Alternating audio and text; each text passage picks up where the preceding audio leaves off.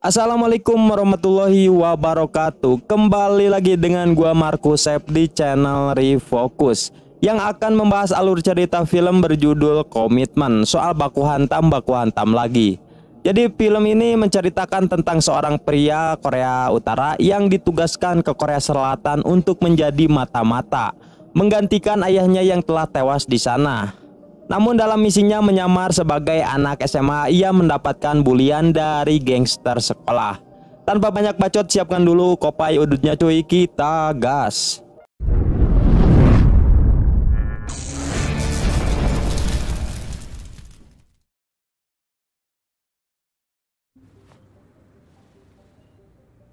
부디, 고향엔 언제 오실 겁니까?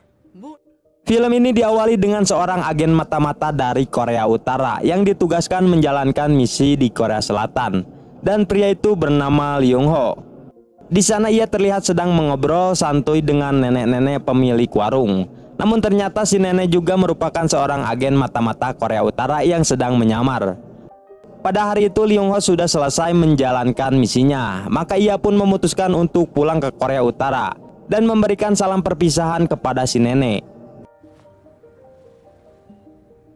부디 건강하십시오. Tetapi ketika di perjalanan tiba-tiba ia dikepung oleh polisi Korea Selatan dan disuruh untuk menyerahkan diri karena ia telah dibuang oleh Korea Utara. Liang melihat hal itu hanya bisa pasrah dan tidak bisa melawan. Namun saat Lee ingin melihat foto anak-anaknya, tiba-tiba ia ditembak hingga mokad karena polisi menyangka Lee akan mengeluarkan senjata.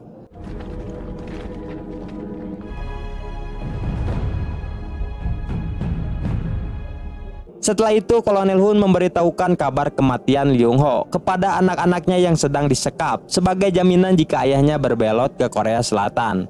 Dan mereka berdua bernama Myung Hun dan adiknya yang bernama Hae In. Lalu Kolonel Hun memutuskan untuk menembak mereka karena ia menyangka ayahnya telah mengkhianati Korut. Myung yang mendengar hal itu berusaha untuk melindungi sang adik.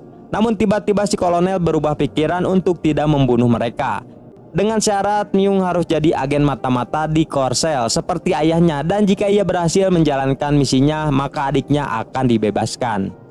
Karena demi melindungi adiknya ia pun menerima tawaran itu dan merubah namanya menjadi Mamang Daeho. 강대호. Kemudian ia pun berangkat ke Korea Selatan dan diadopsi oleh sepasang suami istri yang tak lain merupakan mata-mata dari Korut juga. Namun mereka meminta agar Daeho tidak ikut campur dalam urusan mereka. 여기서는 한 가지만 지키면 된다. 남의 눈에 띄지 말고 관심 갖지. Keesokan harinya Daeho mulai menjalankan misi dengan menyamar sebagai anak SMA yang culun. 강대호라고 합니다. 잘 부탁드립니다. Lalu ia sebangku dengan seorang cewek yang namanya sama dengan adiknya, yaitu Hae In. Ketika jam istirahat, para kang bully datang untuk membuli si Hae In. Karena Daeho teman sebangkunya, tentu saja ia pun jadi kena bully oleh mereka. Lalu mereka mengejeknya sambil mencoba untuk merangkulnya. Namun Daeho langsung menangkisnya. Akibat hal itu mereka pun tidak terima dan membawa Daeho ke atap sekolah untuk ditenggelan. Lalu si kang bully mengambil dompetnya yang berisi foto keluarga dan menghinanya dengan sebutan budak Cina. Meskipun marah, Daeho berusaha untuk tidak melawan demi menyembunyikan penyamarannya. Dan untungnya tiba-tiba guru datang dan membubarkan mereka. Saat ingin kembali ke kelas, tiba-tiba ia melihat Hae In sedang mengintip teman sekelasnya yang sedang latihan tarian balet. Daeho pun langsung mendekatinya dan mengatakan mengapa mereka selalu membulinya. Namun Hae In menjawab tidak ada alasannya. Karena lama mengobrol mereka pun jadi terlambat masuk ke kelas dan mendapatkan hukuman. Kang bully yang melihat hal itu merasa bahagia karena Daeho dan Hae In dihukum. Namun Daeho mengacuhkannya dan tetap fokus untuk membersihkan kaca. Hae In yang melihatnya merasa terpesona dan mulai jatuh cinta kepada Daeho. Setelah pulang sekolah, Daeho menerima paket berisi HP Nokia Cinitnit. Lalu ia mendapatkan panggilan dari Kolonel Hun untuk memulai misi pertamanya, yaitu Daeho harus membunuh salah satu agen yang bernama Big Dipper karena ia telah membantai orang-orang dari unit 8 milik mereka. Lalu Daeho disuruh pergi ke toko kue dan apotik yang ternyata mereka juga dari unit 8 yang sama seperti Daeho. Lalu mereka memberikan ia ponsel dan kue berisi sebuah pistol untuk persiapan melawan Big Dipper. Setelah itu ia pun langsung pergi ke sebuah tempat latihan tinju untuk mencari informasi keberadaan Big Dipper kepada pemilik tempat itu, dan terjadilah baku hantam.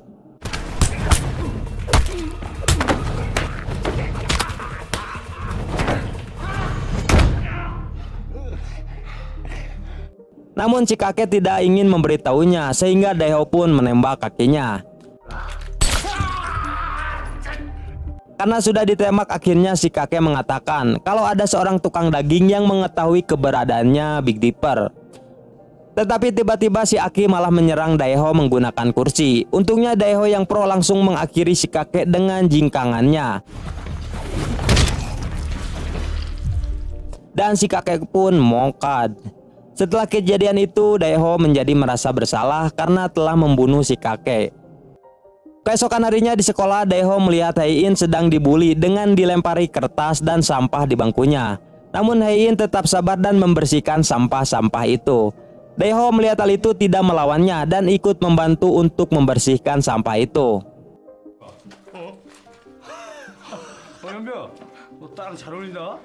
Saat pelajaran dimulai, Daeho tidak fokus belajar karena ia terus memandang Hae-in. Guru yang melihat hal itu langsung memberikan pertanyaan soal kepadanya. Namun untungnya Daeho pintar dan bisa menjawab semua pertanyaan itu. Pada malam harinya, Daeho melanjutkan lagi menjalankan misinya untuk mencari si Big Dipper. Ia pun langsung bergegas pergi menemui seorang daging yang telah diberitahu si kakek sebelumnya. Dan ternyata benar pria itu mengetahui keberadaan Big Dipper karena pria itu langsung memberikan sebuah plat nomor mobil milik Big Dipper kepada Daeho. Tetapi tiba-tiba si tukang daging itu malah mengambil senjatanya dan menyerang Daeho sehingga terjadilah baku tumbuk di sana. Namun seperti biasa, Daeho berhasil membunuh si tukang daging itu. Keesokan harinya, Daeho berhasil menemukan mobil si Big Dipper. Ia pun langsung mengikutinya. Ketika di lampu merah, Daeho menembak mobilnya dan terjadilah aksi kejar-kejaran. Karena panik, Big Dipper pun menjadi oleng mengendarai mobilnya sehingga ia pun menabrak pembatas jalan. Dan hal itu menarik perhatian warga untuk memvideonya. Daeho yang melihat hal itu pun tidak jadi untuk membunuh karena banyak saksi.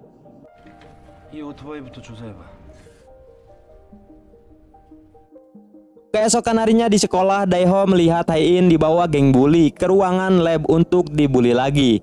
Bahkan mereka juga mengambil semua uang milik Hae-in. Namun saat Hae-in melawan, tiba-tiba bajunya sobek.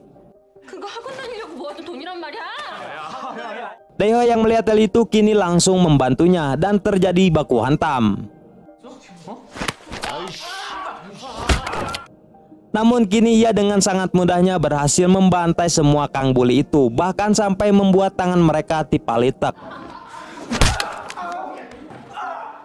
Namun keesokan harinya Hae-in tidak masuk sekolah dan hal itu membuat Daeho hulang-hulang karena memikirkannya. Lalu gurunya yang melihat hal itu ingin menakolnya. Dengan refleksnya, Daeho pun langsung menangkisnya dan ingin mematahkan tangan Pak Guru, sehingga Daeho pun langsung dihukum.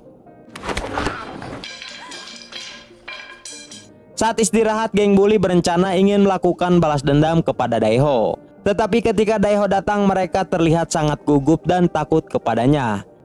Di sana ternyata Daeho hanya menanyakan tempat kerja Hae-in kepada mereka. Dan kang bully itu pun langsung memberitahunya. Dan setelah pulang sekolah, Daeho langsung mendatangi tempat kerja Hae-in agar bisa bertemu dengannya. Namun ternyata Hae-in sudah tidak bekerja lagi di sana. Bahkan wanita itu juga memberitahu kalau Hae-in juga sudah memutuskan untuk keluar dari sekolah. Keesokan harinya ketika pulang sekolah, tiba-tiba Hae-in menghampirinya dengan penampilan rambut yang berbeda. Di sana Hae-in ingin mengembalikan seragamnya yang pernah dipinjam kepada Daeho. Dari pertemuan itu tentu saja membuat Daeho senang karena bisa bertemu lagi dengan Hae-in. Lalu Hae-in meminta bantuan kepada Daeho untuk berpura-pura menjadi kakaknya supaya ia bisa keterima kerja di tempat latihan balet yang selama ini ia sukai.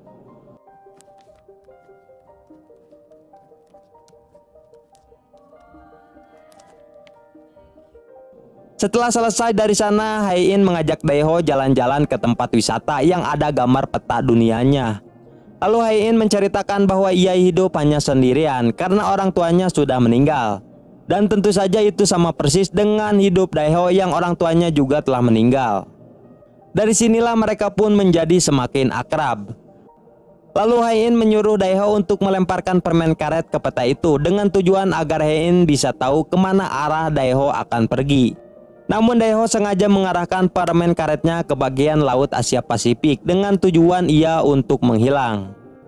Kemudian scene berpindah kepada orang tua angkatnya Daeho yang tiba-tiba didatangi Big Dipper. Lalu Big Dipper menanyakan password brankas milik mereka. Setelah mendapatkan passwordnya, Big Dipper langsung membunuh orang tuanya Daeho. Lalu anak buah Big Dipper merampok semua harta di sana dan langsung pergi. Namun berbeda dengan Big Dipper yang memutuskan untuk menunggu Daeho pulang dengan tujuan untuk membunuhnya. Tidak lama kemudian Daeho pulang dan terkejut melihat orang tua angkatnya yang sudah terbunuh. Dan ia langsung menemui Big Dipper yang sudah santuy menunggunya untuk baku hantam.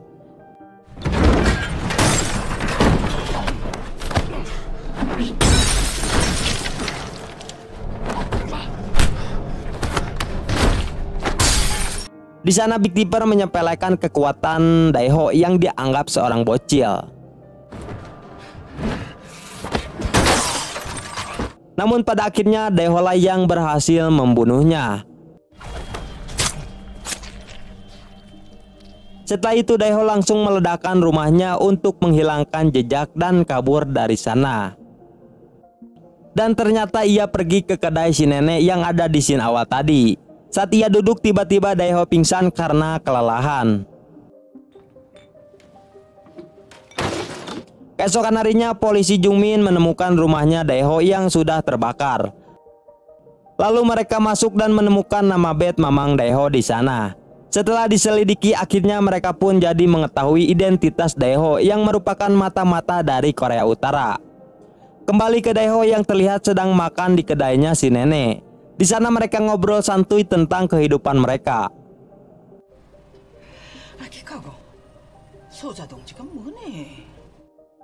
Lalu Daeho memperlihatkan foto keluarganya kepada si nenek. Melihat hal itu si nenek terkejut karena ternyata Daeho ini adalah anaknya si Leong-ho yang terkenal dengan agen mata-mata terkuat.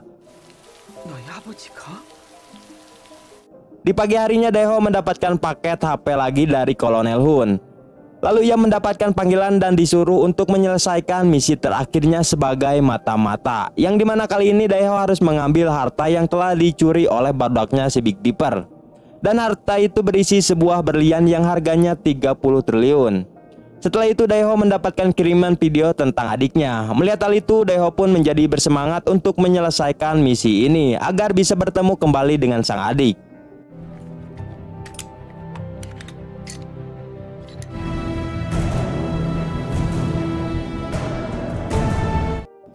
Di siang harinya Daeho langsung bergegas pergi ke sebuah gedung kosong karena di sana barudak Big Dipper akan melakukan transaksi penjualan berlian itu. Tanpa banyak basa-basi Daeho langsung masuk sambil membawa pistol dan terjadilah aksi tembakan.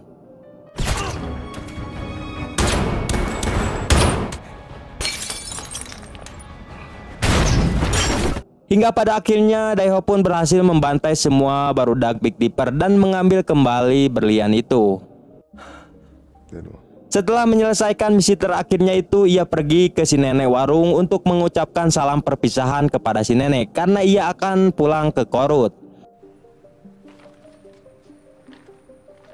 Tidak lupa Daeho juga pergi menemui Hae-in untuk mengucapkan salam perpisahan.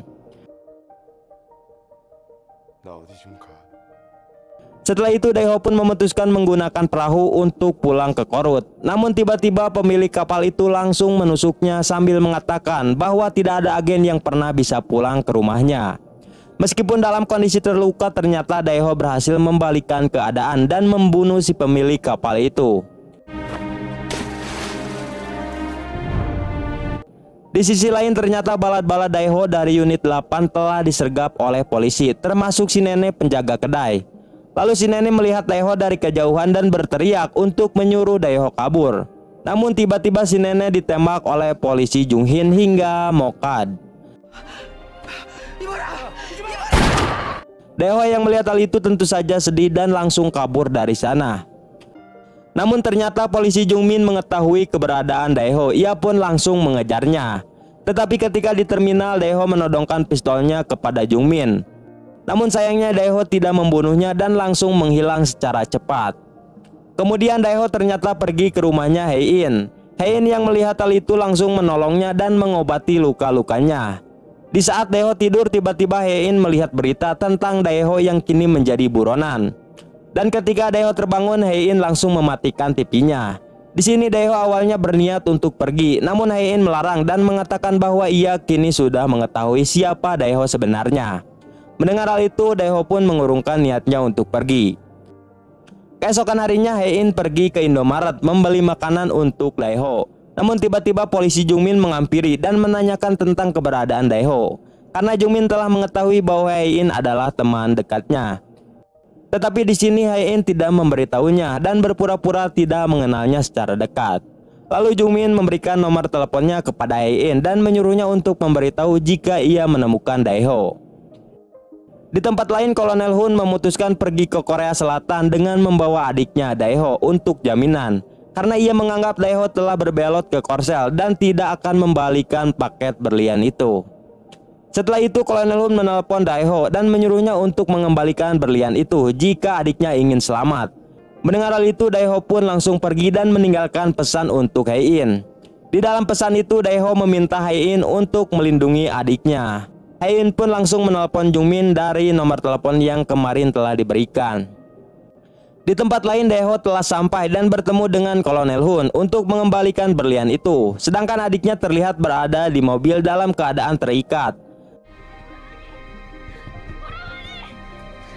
Namun ternyata Kolonel Hun membawa anak buah yang siap menembak Daeho dari belakang. Untungnya tiba-tiba polisi Korsel datang dan langsung menembak anak buahnya si Kolonel Hun, sehingga terjadilah aksi tembak-tembakan lagi.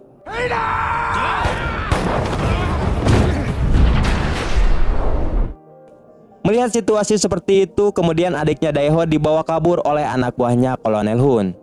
Daeho yang melihat hal itu pun langsung mengejarnya. Namun tiba-tiba polisi datang dan mengepung mereka, sehingga adiknya pun bisa diselamatkan. Namun Daeho memutuskan untuk menghindar dari polisi dan kabur dari sana.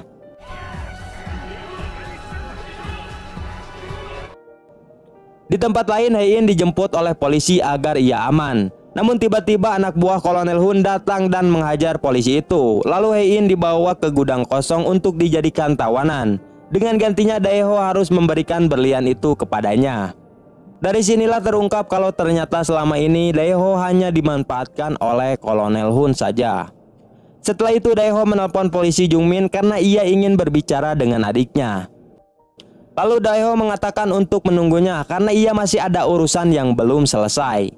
Bahkan ia juga mengatakan akan menyerahkan diri kepada polisi setelah urusannya selesai. Lalu sebelum berangkat, Daeho nangis menghadapi kehidupan ini yang ternyata sangat pahit. Kemudian ia mendatangi markas Kolonel Hun untuk menyelamatkan si Hein. Ketika sampai, ia langsung ngawurkan berliannya dan menembak anak buah Kolonel Hun. Namun apesnya bahu Daeho juga tertembak. Tetapi hal itu tidak membuatnya menyerah. Setelah Daeho bertemu dengan Hein, ia langsung melemparkan tasnya yang sudah diisi bom dan meledak. Setelah berhasil menyelamatkan Hein, ternyata Kolonel Hun dengan satu anak buahnya masih hidup. Melihat hal itu, Daeho langsung menyuruh Hein untuk kabur. Namun tiba-tiba polisi Jungmin datang untuk menangkap Kolonel Edan. Adu bacot pun terjadi di sana.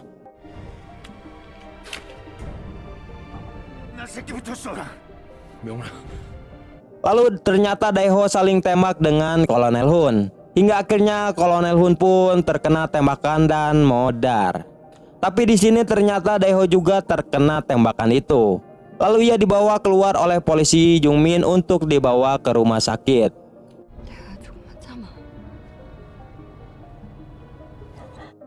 Tetapi sayangnya saat di perjalanan tiba-tiba Daeho mati karena bekas lukanya yang cukup parah. Hae-in yang melihat hal itu tentu saja menangis histeris. Di akhir film terlihat Hae-in sedang bersama dengan adiknya Daeho yang juga sama-sama namanya Hae-in. Hae-in menceritakan kisah-kisah Daeho kepada adiknya ketika bersamanya, dan ia juga akan menepati janjinya untuk menjaga adiknya Daeho. Dan film pun selesai. Mantap.